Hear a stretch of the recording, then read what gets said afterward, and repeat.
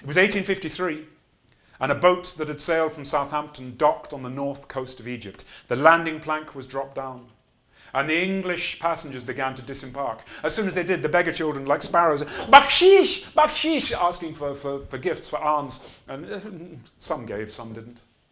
And then at the top of the landing plank, there was a large man, a strong, broad-shouldered man, an Indian, big black beard, and he was dressed in the flowing robes of the dervish, the Sufi, an Islamic mystic.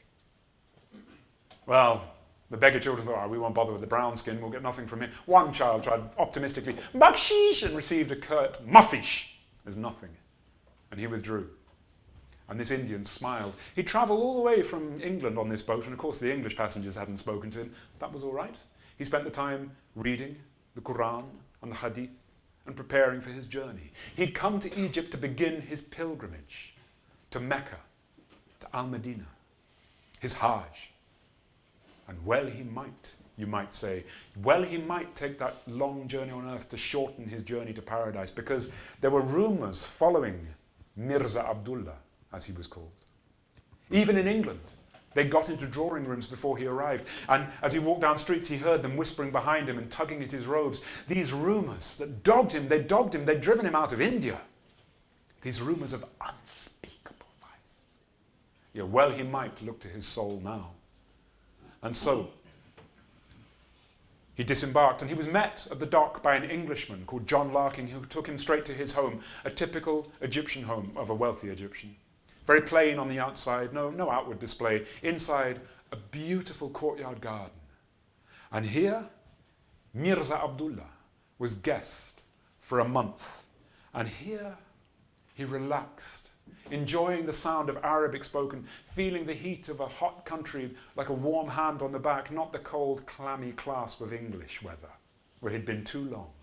There, he relaxed and enjoyed the sensation summed up by one Arabic word, kayf.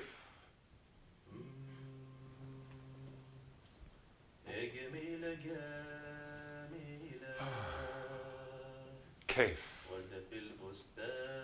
It means pleasure, but it means so much more. Kayf. The sheer joy of being alive, having a body, and that body is at rest. Kayf. Kayf. Breathing the air of a courtyard garden which has been sprinkled with water to take the dust and the dryness from the air. Kayf. Sipping sweet sherbet.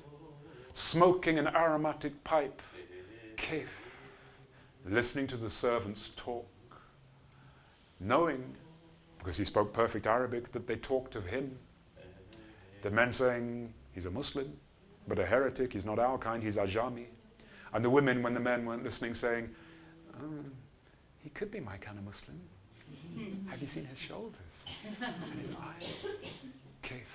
And as he rested, relaxing, feeling the breeze ruffling the hem of his burnous and looking up above the wall and seeing through the green feathers of the palm tree, the spire of the minaret. And by the station of the sun, he thought it must be time for the call to prayer, the azan. But where is the muezzin? Allahu Akbar, Allah.